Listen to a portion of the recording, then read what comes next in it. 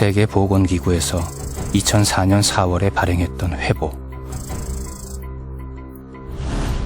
여기엔 세계적인 인플루엔자 대유행이 올 것이라는 예고가 들었다. 그 인플루엔자는 인류의 25에서 30%를 감염시킬 수 있다고 했다. WHO의 데이빗 나바로 박사는 인플루엔자로 인해 1억 5천만 명이 사망할지도 모른다는 예고를 내놓기도 했다.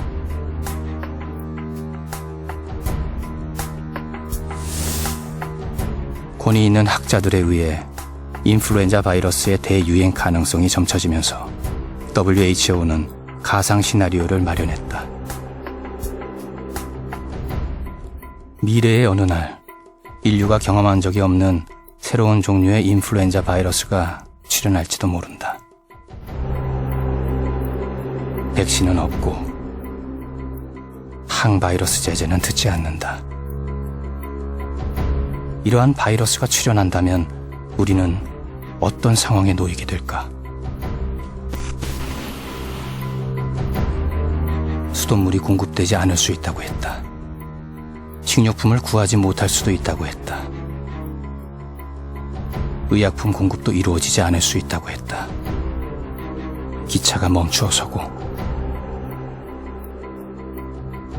전기까지 나가게 하는 이 모든 혼란의 이유, 그것은 이 모든 시스템을 움직일 수 있는 사람이 없기 때문이라고 했다.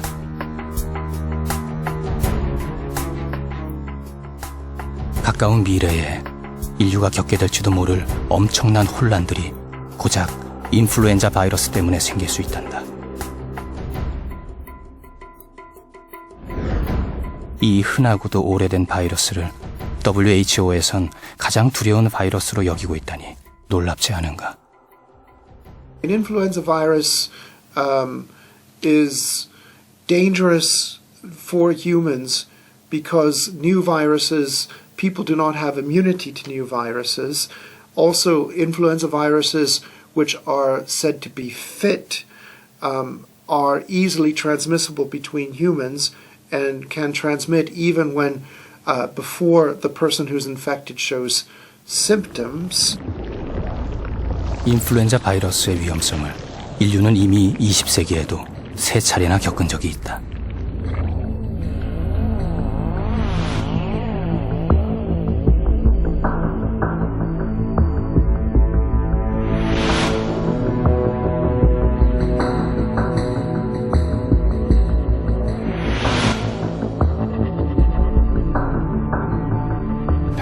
Because the pandemic affects the entire world, everyone is only as safe as the weakest part of the world is. So we want all parts of the world to be strong. 세계보건기구가 긴장을 하고 있는 이유는 그저 과거의 경험이나 막연한 가능성 때문만은 아니다.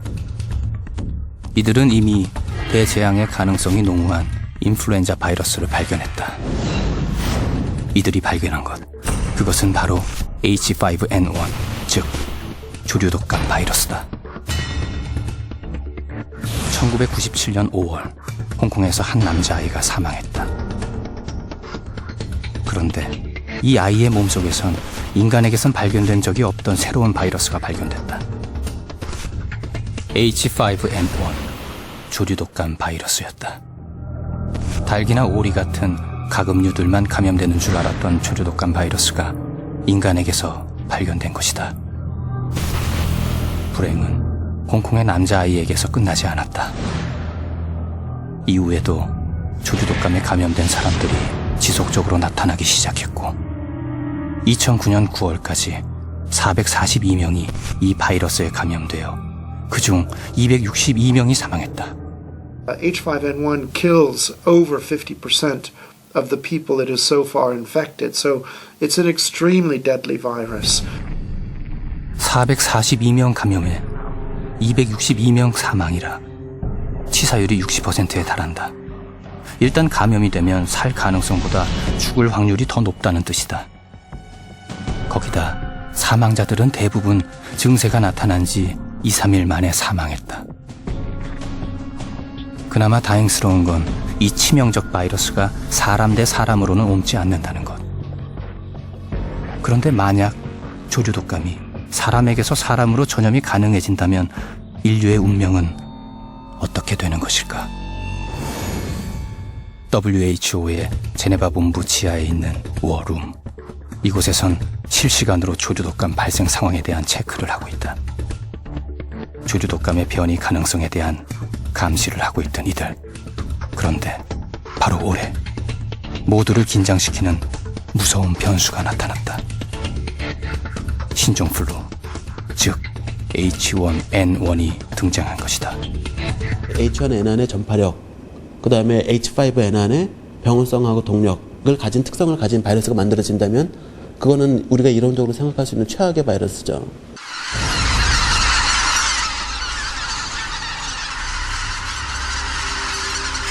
Theoretically, it's possible that the H1N1 and the H5N1 could somehow get together and make a combination. 동물, 그것이 돼지가 될 수도 있고요, 아니면 조류가 될 수도 있고. 칠면조 같은 조류가 신종플루에 감염이 되고 또 추가적으로 H5N1 조류 인플루엔자에 감염이 된다면은 거기서 새로운 변종이 만들어질 가능성이 조류를 통해서 만들어질 가능성이 있죠. 이론적으로 닭은 조류 독감인 H5N1에도 감염될 수 있고 신종플루인 H1N1에도 감염될 수가 있다. 만약 어느 닭 한 마리가 신종플루에 감염이 되고 다시 조류 독감에도 감염이 된다면 한 개체 안에서 만난 두 바이러스는 서로 유전자 교환을 할 수가 있다. 어떤 바이러스보다 변이하기 쉬운 특징을 가진 것이 인플루엔자 바이러스다. 유전자 교환을 통해 변이를 일으킨 바이러스는 끝없이 증식을 하면서 새로운 숙주를 찾아 여행을 하게 된다.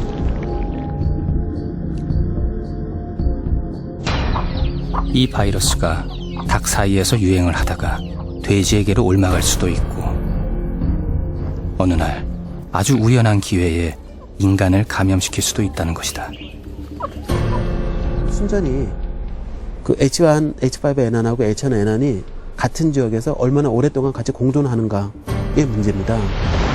H5N1, 즉 조류 독감은 아시아 지역이나 이집트 등에서 해마다 발생하고 있다. 이게 H5N1이 광범위하게 유행하고 있고 H1N1도 동시에 광범위하게 유행해서 사람과 동물들이 그 두 가지 바이러스에 동시에 노출된다 그러면 섞일 가능성이 아주 크죠.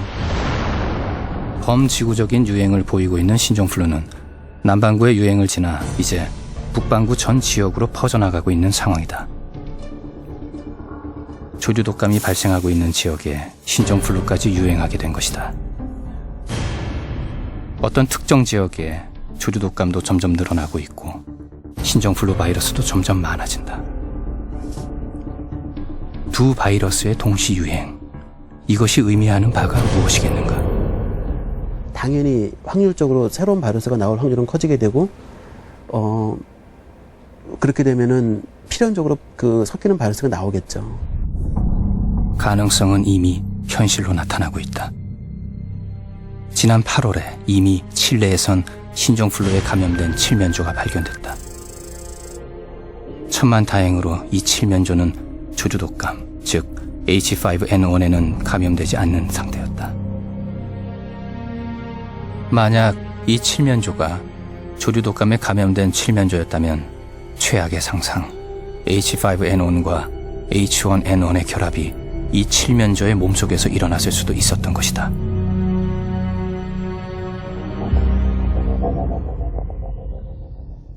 신종플루에 감염된 새는 오직 칠레의 칠면조뿐일까? 혹시 조류 독감이 유행하던 지역에도 신종플루에 걸린 새가 이미 존재하지는 않을까?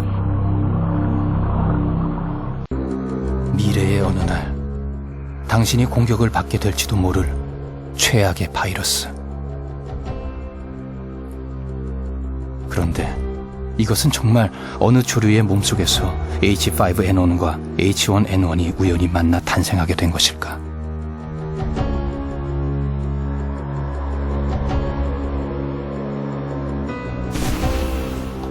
문이 열렸습니다. 철저한 보안과 엄격한 법으로 출입하는 모든 사람과 물건에 대해 규제를 하는 곳. 이곳은 바이러스 관련 실험을 할 수 있는 연구실이다.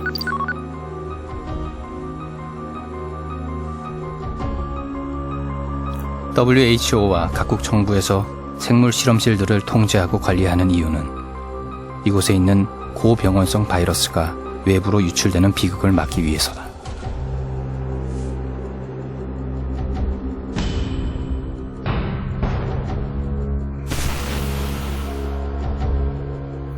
그러나 규정과 법규로 세상에 있는 모든 실험실을 감시하고 통제할 수 있을까? 고병원성 바이러스가 실험실 밖으로 유출될 가능성은 정말 없는 것일까?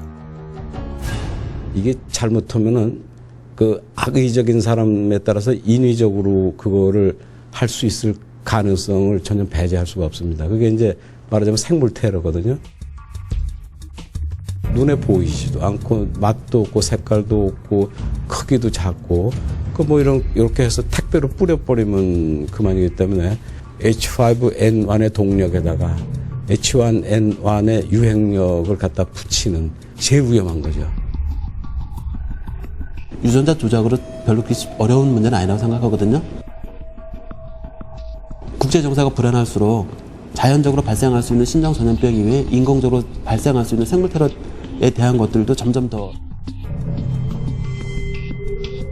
인류를 재앙에 빠뜨릴 수 있는 최악의 변종 인플루엔자 바이러스.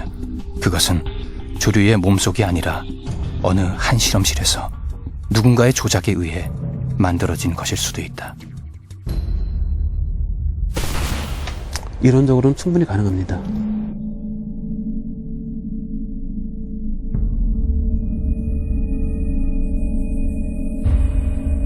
생물 테러를 만드는 데 들어가는 비용이 다른 고전적인 무기나 핵무기에 비해서 훨씬 싸요.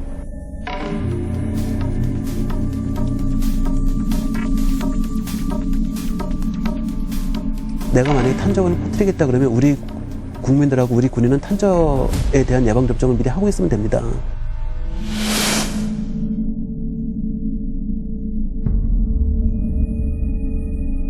그 인류가 알고 했건 모르고 했건 그 이 세균이나 바이러스를 전염병을 그 전쟁이나 테러에 이용한 경우는 굉장히 많습니다. 전염병 때문에 역사에서 사라져간 국가, 잉카 제국은 그 대표적 사례다. 잉카 제국 멸망시킨 예를 보면은 그 당시 스페인군은 한 200명 정도에 불과했습니다. 근데 잉카 제국은 그 당시 아주 번성했기 때문에 군인 수만 200만 명의 대군이었죠. 그 스페인군은 잉카가 가지고 있지 않은 그 무기가 있었는데 그게 주창이었죠.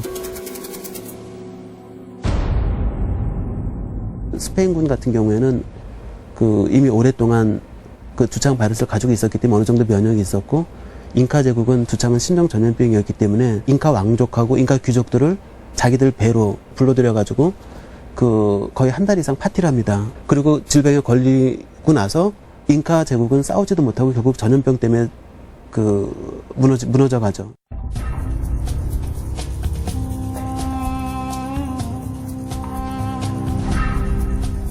바이러스는 위대한 한 문명을 사라지게도 하고 대륙의 주인을 바꿔놓기도 했다. 현대에도 여전히 위협적인 무기가 될 수 있는 바이러스. 그 때문에 각국에선 생물 테러 대비 훈련이 벌어지기도 한다.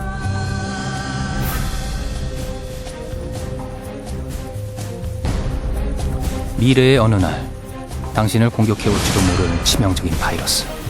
그것은 이미 탄생을 했는지도 모른다.